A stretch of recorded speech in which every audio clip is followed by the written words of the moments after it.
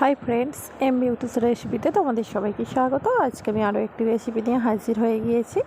আজকে আমি মাছের ডিম ও নোটে শাক দিয়ে খুবই মজাদার একটি রেসিপি বানিয়ে দেখাবো বন্ধুরা। তো প্লিজ ভিডিওটি স্কিপ না করে প্রথম থেকে শেষ অবধি দেখার জন্য অনুরোধ রইল।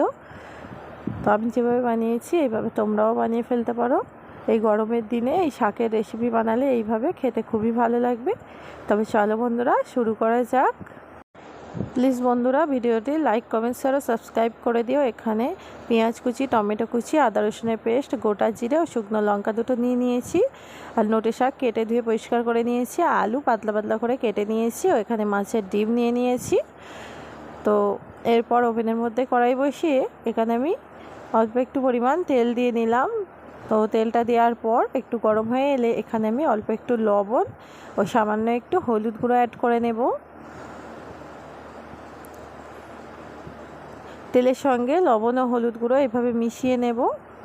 তো মেশানো হয়ে আসলে মাছের ডিমটা আমি দিয়ে নেব।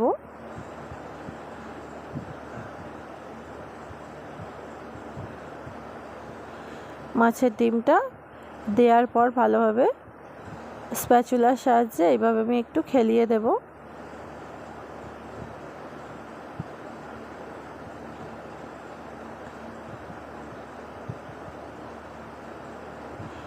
এক সাইড ভাজা ভাজা হয়ে এসছে, আবারও আমি উল্টে পাল্টে ভালোভাবে ভেজে নেব।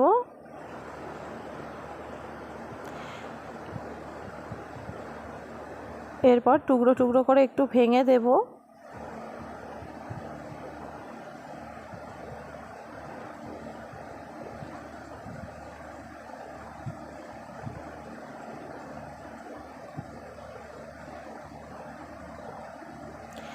তো ভেঙে দেওয়ার পর আবার একটু নাড়াচাড়া করে ভেজে নিতে হবে। তো ভাজা ভাজা হয়ে আসলে একটি প্লেটের মধ্যে ডিমগুলোকে তুলে নেব।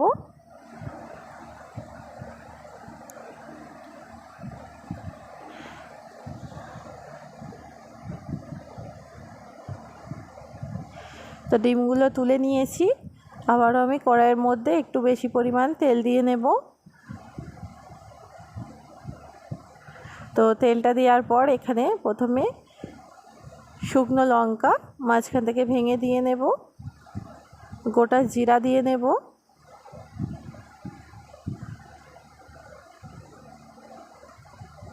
তেলের সঙ্গে একটু ভালোভাবে মিশিয়ে নেওয়ার পর পেঁয়াজ কুচিটা দিয়ে নেব।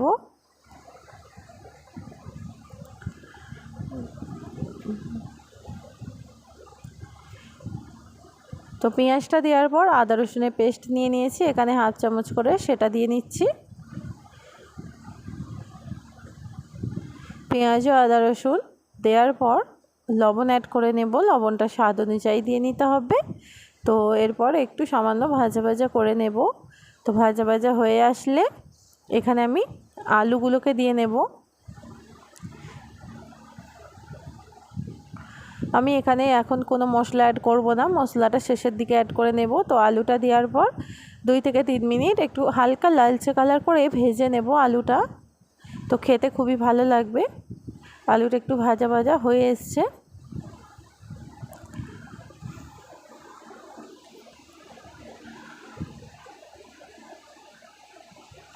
তো আলুটা ভাজা ভাজা হয়ে এসছে। এরপর এখানে হলুদ গুঁড়ো 1 চামচ অ্যাড করে নেব ও লাল লঙ্কার গুঁড়ো 1 চামচ অ্যাড করে নেব।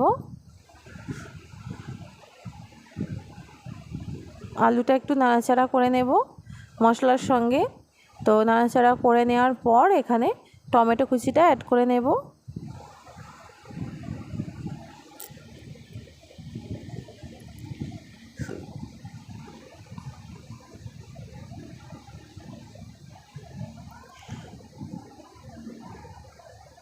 অল্প একটু জল অ্যাড করে আলুটাকে ভালোভাবে কষিয়ে নিতে হবে।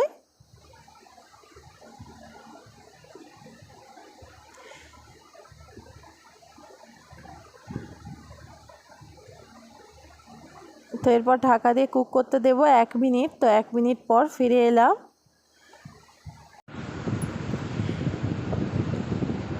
এরপর এখানে ধনিয়া গুঁড়ো, জিরা গুঁড়ো অ্যাড করে নেব। এখানে আমি ধনিয়া গুঁড়ো, হাফ চামচ জিরা গুঁড়ো অ্যাড করে নেব। ভাজা জিরার গুঁড়ো,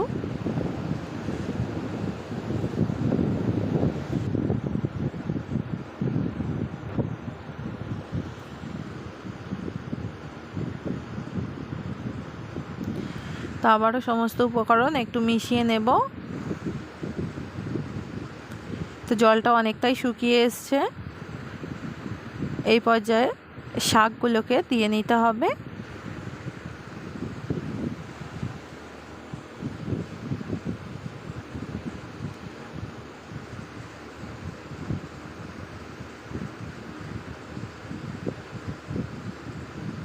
নোটে শাকগুলো দেওয়ার পর আমি ঢাকা দিয়ে 2 মিনিটের জন্য মিডিয়াম আঁচে কুক করতে দেব। শাকটা থেকে জল ছেড়ে দেবে অনেকটাই। তো ঢাকা দিয়ে 2 মিনিট পর ফিরে এলাম। শাকটা থেকে অনেকটাই জল বার হয়ে গিয়েছে। এরপর আলুর সঙ্গে শাকটাকে কষিয়ে নিতে হবে আবারও 2 মিনিটের জন্য। শাক আর আলু ভালোভাবে কষিয়ে নেব।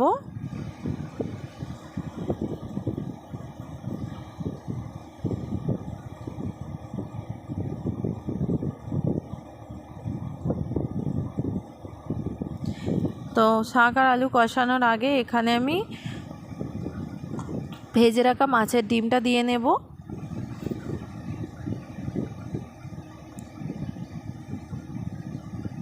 এরপর একটু নাড়াচাড়া করে কষিয়ে নেওয়ার পর ঝোলের জন্য জল অ্যাড করে দেব। তো এখানে আমি 3 কাপ পরিমাণ জল দিয়ে নেব।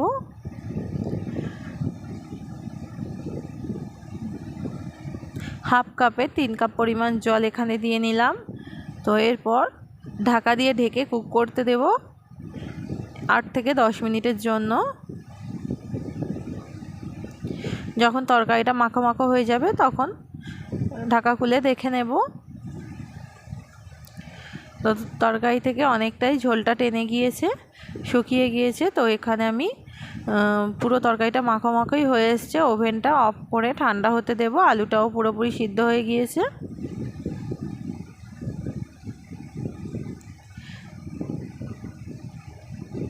তো একটি প্লেটের মধ্যে তুলে নিয়েছি ঠান্ডা করে। তো যদি আমার রেসিপিটি ভালো লেগে থাকে বন্ধুরা, আমার চ্যানেলটি লাইক, কমেন্ট, শেয়ার আর সাবস্ক্রাইব করে দিও।